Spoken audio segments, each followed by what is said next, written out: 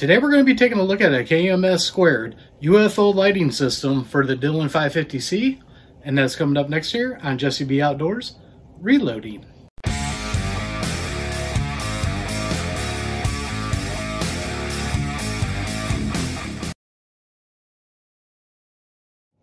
Welcome back everybody, and don't forget to like, share, and subscribe. Hit that notification bell, leave a comment down below if you like videos like this. First off, I'd like to thank KMS Square for sending these out to the channel. In the first video you saw, we put one of these on my RCBS Rock Chucker Supreme. In this video, we're going to go over the one for the Dillon 550C, and I'm going to install it onto my press. First thing we're going to do is take it over to the table. We're going to take a look at what all comes with this one. I'll tell you some of the features about it, and then we're going to install it, and I'll tell you my final thoughts at the end. Let's go ahead and get started. Now we're at the table. Let's go ahead and pop this open and see what all comes with this. Just like the other one we did, the labeling is very awesome on this. Very much detailed with the instructions on how to do everything. Very, very nice on that. Then once again, we have our sticker here. Then we have our please read the instructions. That's always advisable when you're messing with something like this, mostly because it comes with adhesive stuff. Right here is your pack of hardware to put everything on.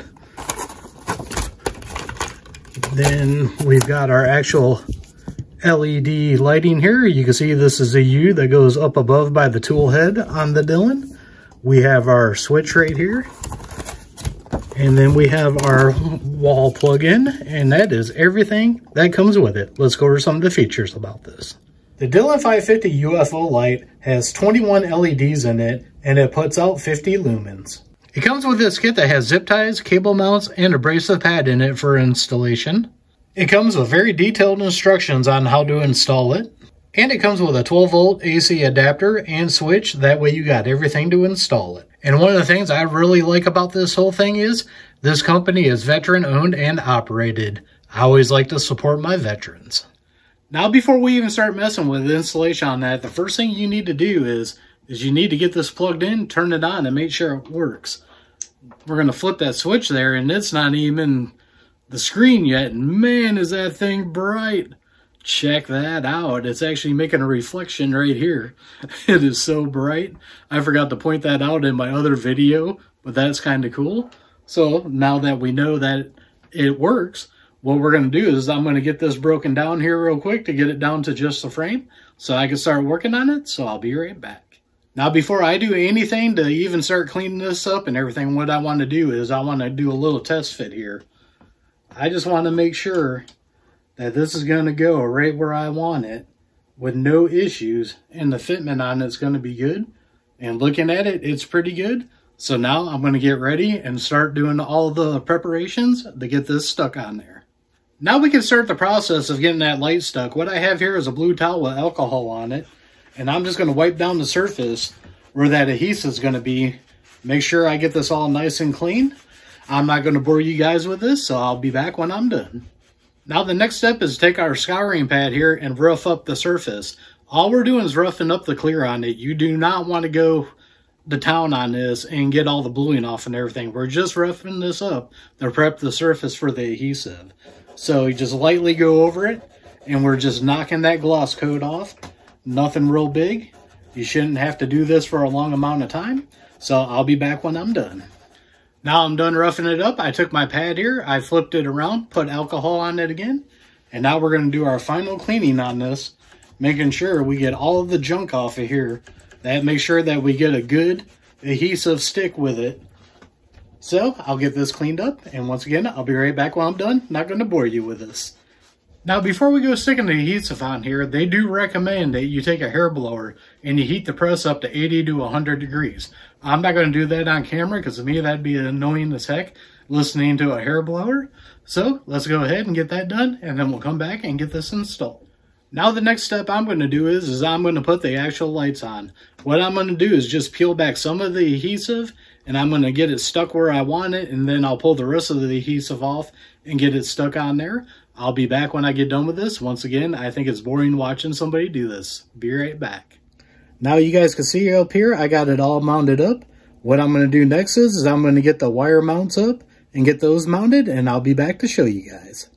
All right, now you can see I got the one mount right here, and that's keeping this out from interfering with anything.